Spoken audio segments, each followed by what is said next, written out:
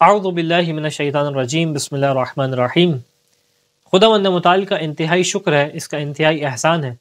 کہ اس نے مخلوقات کے لیے کچھ ایسی ہستیاں قرار دی ہیں کہ جن کے ذریعے سے انسان مسلسل خالق سے اس کی رحمتوں کو حاصل کر سکتا ہے، اس کے لطف کو، اس کے کرم کو ان مخلوقات کے وسیلے سے، ان مخلوقات کے ذریعے سے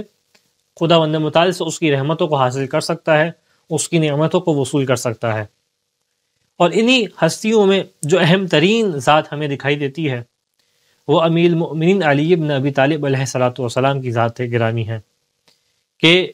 جو فضائل کا ٹھاٹے مارتا ہوا سمندر ہے، جو اس مرحلے پہ ہے کہ انسان مسلسل اس کے ذریعے سے بارگاہ خداوند متعال سے فیوزات کو حاصل کر سکے، اور اسی ذیل میں ایک اہم ترین مطلب اور وہ یہ کہ امیر المؤمنین کی فضیلت کو سننے کا، اس فضیلت کو بیان کرنے کا، اس فضیلت کو لکھنے کا، اس فضیلت کو پڑھنے کا کتنا ثواب ہے، اور خداوند متعال کی بارگاہ میں کتنا محبوب عمل ہے یہ، اور اللہ کے رسول صلی اللہ علیہ وآلہ وسلم کی بارگاہ میں کتنا عزیز عمل ہے یہ، اس کو کس انداز سے روایت بیان کرتی ہیں، اس کو آپ کی خدمت میں پیش کرنے کا ارادہ کیا۔ بہت معروف روایت ہے، خود امام صادق علیہ السلام سے اس روایت کو نقل کیا، اور اس روایت کو نقل کرنے والے خود شیخ صدوق ہیں، علامہ مجلسی نے اس روایت کو نقل کیا ہے، اور کئی محدثین نے اس روایت کو نقل فرمایا ہے۔ روایت امام صادق علیہ السلام سے اپنے آبا و اجداد سے بیان کرتے ہیں کہ اللہ کے رسول صلی اللہ علیہ وآلہ وسلم نے بیان کیا کیا کہ ان اللہ تبارک و تعالی جعل لأخی علی بن ابی طالب فضائلا لا تحصی عددها غیرہ، کہ خداوند متعال نے میرے بھائی علی کے لیے اتنے فضائل قرار دیے ہیں، اتنے فضائل قرار دیے ہیں کہ ان کی تعداد اللہ کے سوا کوئی اس کا احاطہ نہیں کر سکتا، یعنی بس خدا کی ذات جانتی ہے کہ علی کے لیے کتنے فضائل قرار دیے ہیں۔ پھر اللہ کے رسول بیان کرتے ہیں فمن ذکر فضیلتا من فضائلہ مقرم بہا، جو علی کی فضیلت میں سے ایک فضیلت کا ذکر کرے، ایک فضیلت کو بیان کرے، ہاں شرط یہ ہے کہ اس فضیلت کا اقرار بھی کرتا ہو، منافقت نہیں دکھا رہا ہو، جھوٹ نہیں بول رہا ہو، بلکہ اس فضیلت کا اقرار بھی کرتا ہو اور اس فضیلت کو بیان کرے، غفر اللہ لہ ما تقدم من ذنبہ وما تأخر، خداوند متعال اس کے پچھلے گناہوں کو بھی معاف کر دے گا، آئندہ گناہوں کو بھی معاف کر دے گا۔ وَلَوْ وَافَ يَوْمَ الْقِيَامَةِ بِذُنُوبِ الثَّقَلَيْنِ، اگرچہ قیامت کے دن یہ اس کے گناہ تمام ثقلین کے برابر کے گناہوں کے برابر ہی کیوں نہ ہوں، یعنی دونوں عالم میں جتنے گناہ ہیں اس کے گناہ اتنے زیادہ ہوں، اللہ پھر بھی معاف کر دے گا۔ البتہ اس قسم کی روایت میں یہ بات بالکل جو ہے وہ واضح رہے کہ ان کے ذریعے سے گناہ کرنے کا پروانہ نہیں دیا جا رہا،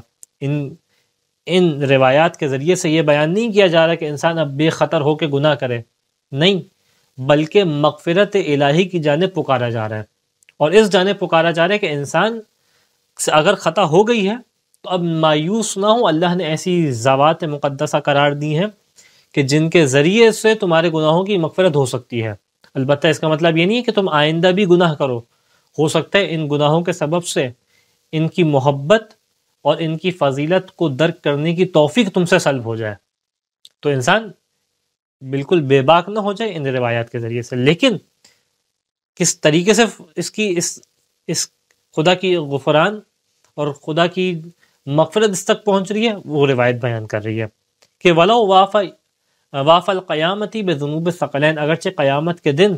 دونوں جہانوں کے گناہوں کے برابر بھی کیوں نہ ہو، خداوند متعال اس کے گناہوں کو معاف کر دے گا۔ وَمَنْ كَتَبَ فَضِيلَةً مِّن فَضَائِلِهِ، جو علی کی فضیلت میں سے کسی فضیلت کو لکھے، ان کے فضائل میں سے کسی فضیلت کو لکھے،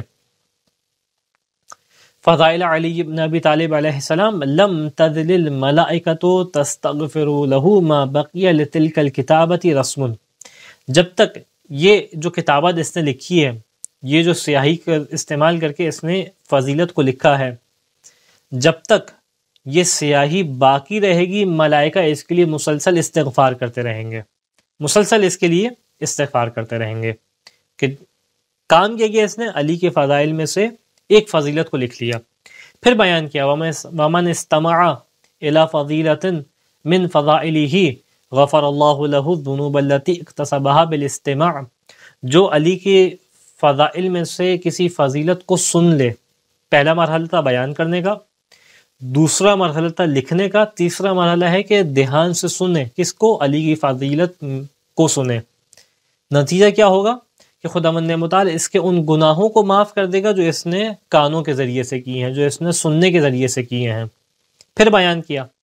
ومن نظر الی کتابۃ فی فضائلہ، جو کسی ایسی کتاب کی جانب نگاہ کرے، کسی ایسے ورقے کی جانب نگاہ کرے کہ جہاں پہ علی کی فضائل میں سے کسی فضیلت کو لکھا گیا ہو، تو نتیجہ کیا ہوگا؟ غفر اللہ لہ الذنوب التی اکتسبھا بالنظر، خداوند متعال اس کے ان گناہوں کو معاف کر دے گا جو اس نے آنکھوں کے ذریعے کیے ہیں. یہ نتیجہ ہے کہ اس کو فضیلت کو سننے کا. پھر بیان کرتے ہیں ثم قال رسول اللہ صلی اللہ علیہ وآلہ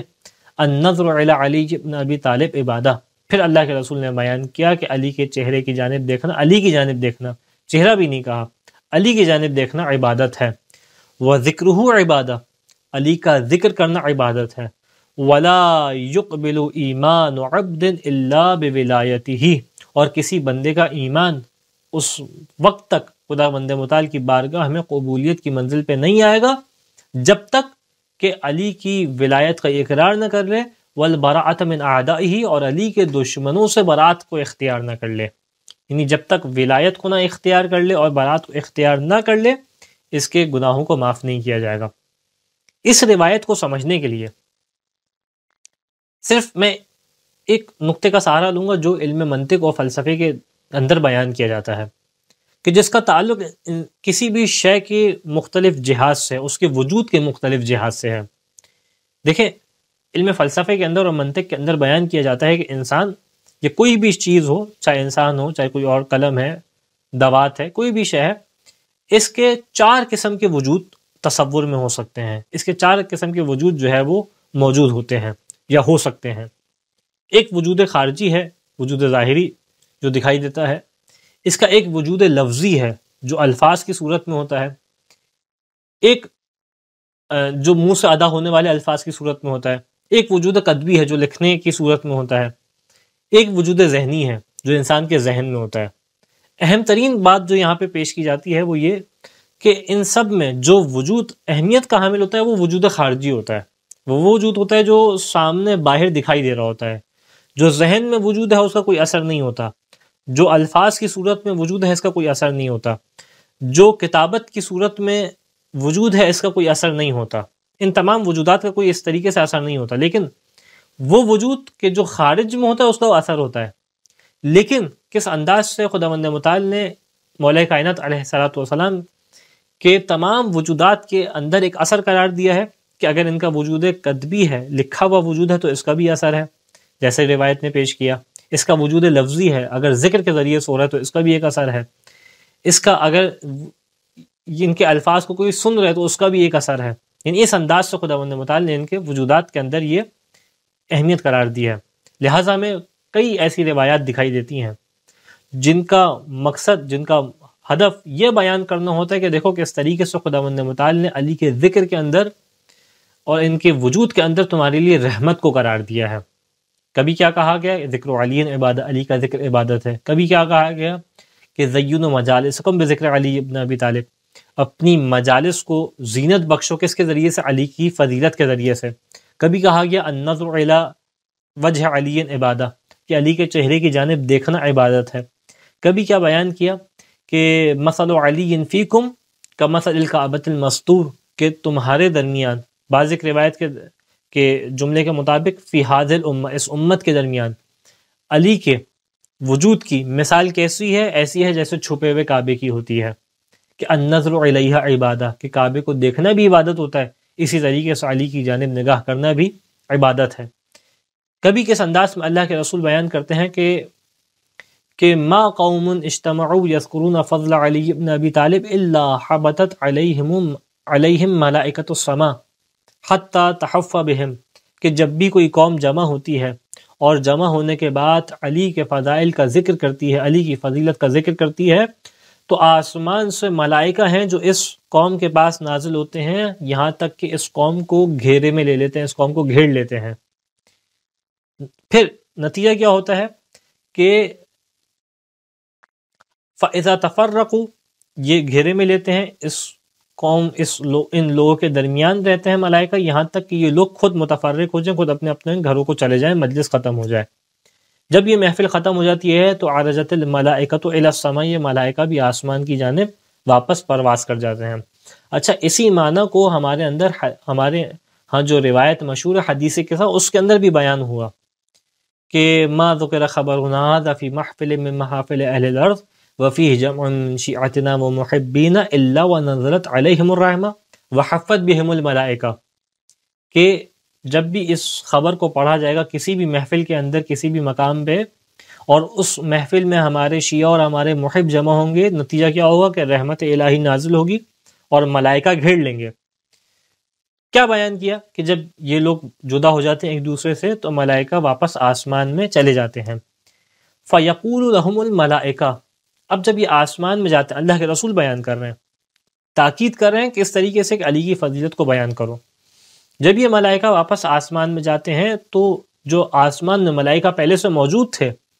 یہ ان سے سوال کرتے ہیں کیا کہ اِنَّا نَشُمُّ مِن رَائِحَتِكُمْ مَا لَا نَشُمُّهُ مِنَ الْمَلَائِكَةِ، ہم تم سے ایسی خوشبو کو سونگ رہے ہیں، ایسی خوشبو کا اشمام کر رہے ہیں کہ جس خوشبو کو باقی ملائکہ سے ہم نہیں سونگتے، باقی ملائکہ سے یہ خوشبو نہیں آتی، تم سے ایسی خوشبو آ رہی ہے۔ فَلَمْ نَرَى رَائِحَةً أَطْيَبَ مِنْهَا، ہم نے اس سے زیادہ خوبصورت، اس سے زیادہ اچھی خوشبو سونگی ہی نہیں ہے۔ جواب کیا ہوگا ملائکہ کا کہ ہم ایک ایسی محفل میں تھے، عند قوم یذکرون محمدا واہل بیتہ، کہ جو محمد صلی اللہ علیہ وآلہ اور ان کے گھر والوں کا ذکر کر رہے تھے، ہم ان لوگوں کے پاس سے آ رہے ہیں اور ان کے پاس سے ہمارے پاس یہ خوشبو، روایت کے جملہ فَتَتَعَطَّرْنَ بِهَا، اس خوشبو کے ذریعے سے ہم نے اس خوشبو کو حاصل کیا اور اس کے ذریعے سے معطر ہو کے تمہارے پاس آئے ہیں۔ پھر یہ وہ ملائکہ جو آسمان میں پہلے سے موجود تھے، جو اس محفل تک نہیں پہنچ سکے،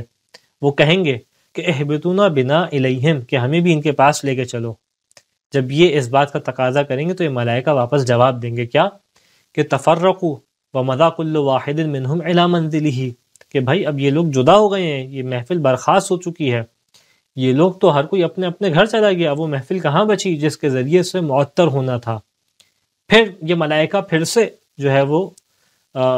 ملائکہ پھر سے ان سے پکاریں گے کہ اہبتو بنا حتی نتعطر بذالک المکان، کہ چلو اب وہ لوگ تو جدا ہو گئے ہیں، وہ لوگ تو وہاں پہ موجود نہیں ہیں کہ جن کے ذریعے سے جس محفل کے ذریعے سے، وہ محفل تو ختم ہو گئی ہے، جس محفل کے ذریعے سے ہم یہ خوشبو کو حاصل کر سکتے، ہمیں کم از کم اس جگہ پہ لے کے چلو، اس مکان پہ لے کے چلو کہ جہاں پہ یہ لوگ جمع ہوئے تھے، اور جمع ہونے کے بعد اس انداز سے انہوں نے محمد و آل محمد علیہ السلام کا ذکر کیا تھا۔ ہم اس جگہ کے ذریعے سے، اس مکان کے ذریعے سے اپنے آپ کو معطر کریں گے، اپنے آپ کو خوشبودار کریں گے۔ لہٰذا اس انداز، اور یہ روایت کون ہے؟ اللہ کے رسول بیان کر رہے ہیں۔ یہاں تک کبھی کس انداز سے بیان کیا کہ لو ان الریاض اقلام والبحر مداد والجن حساب والانس کتاب، کہ اگر جتنے بھی درخت ہیں ان کی لکڑیاں جو ہیں وہ قلم بن جائیں، اگر تمام سمندر جو ہے وہ سیاہی بن جائے، اگر تمام جن جو ہیں وہ لکھنے والے بن جائیں، شمار کرنے والے بن جائیں، تمام انسان جو ہیں وہ لکھنے والے بن جائیں، ما احصو فضائل علی بن ابی طالب، تو یہ سب بھی جمع ہو جائے اس انداز سے، تو اللہ کے رسول صلی اللہ علیہ وآلہ بیان کر رہے ہیں کہ علی کی فضیلت کا احاطہ نہیں کر سکتے۔ اس انداز سے خداوند متعال نے مولا کائنات علی بن ابی طالب علیہ السلام کے لیے فضائل کو قرار دیا ہے، اور اس انداز سے قرار دیا ہے کہ جب ہم ان فضیلتوں کا ذکر کرتے ہیں، ان فضائل کو بیان کرتے ہیں، ان فضیلتوں کو سنتے ہیں، پڑھتے ہیں، تو امام علیہ السلام کو وہ یہ وجود ہوتا ہے جو ہمارے لیے باعث برکت بنتا ہے، جو ہمارے لیے باعث رحمت بنتا ہے، جو ہمارے گناہوں کی مغفرت کا سبب بنتا ہے، جو ہماری نیکیوں میں اضافے کا سبب بنتا ہے۔ خداوند متعال سے دعا ہے کہ اے پالنے والے، ہمیں اس وجود مقدس سے بہترین انداز سے متصل ہونے کی توفیق عطا فرما، ہمیں بہترین انداز سے اس وجود سے استفادہ کرنے کی توفیق عطا فرما، ہمیں آخری دم تک علی کی ولایت پہ قائم رہنے کی توفیق عطا فرما، بہترین انداز سے امام کی فضیلت کو ذکر کرنے، ان کی فضیلت کو سننے، ان کی فضیلت کو پڑھنے، ان کی فضیلت کو بیان کرنے کی توفیق عطا فرما۔ وآخر الدعوانا ان الحمد للہ رب العالمین۔